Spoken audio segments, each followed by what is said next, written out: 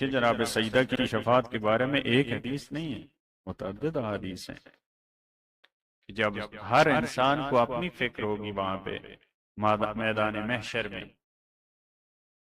مجھے روایات میں یہ تعبیر فقط جناب سیدہ کے بارے میں ملی ہے، شاید اور معصومین کے بارے میں ہو، کہ میدان محشر میں جو یہ آواز آئے گی شیعتی شیعتی، وہ جناب زہرا کی آواز.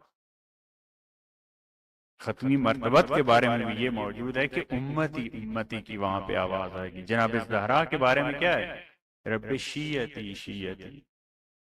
اور آواز آئے گی کہ اے سیدہ آج آپ کا مقام ہم بتانا چاہتے ہیں. ہر فرد جس کے دل میں آپ کی محبت ہے، جو آپ سے محبت کرتا ہے، آپ اس کا ہاتھ پکڑ کر اس کو جنت میں لے جائیں.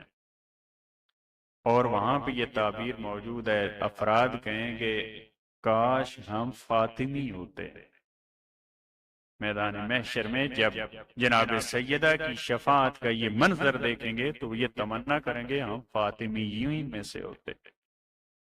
حالانکہ محمدی ہونے کی بھی تمنا کی جا سکتی ہے، علوی ہونے کی، حسنی اور حسینی ہونے کی، یہ ساری تمنائیں ٹھیک ہیں، یہ سب اچھی تمنائیں ہیں، لیکن وہاں پہ الفاظ کیا ہیں؟ لوگ کہیں گے کاش ہم بھی فاطمی ہوتے. اور وہ بھی الفاظ ہیں اس روایت کے کہ جناب سیدہ جس طرح ایک پرندہ اچھے اور برے دانوں کو ایک دوسرے سے الگ کرتا ہے، اس طرح اپنے چاہنے والوں کو، اس طرح اپنے محب کو الگ کریں گی.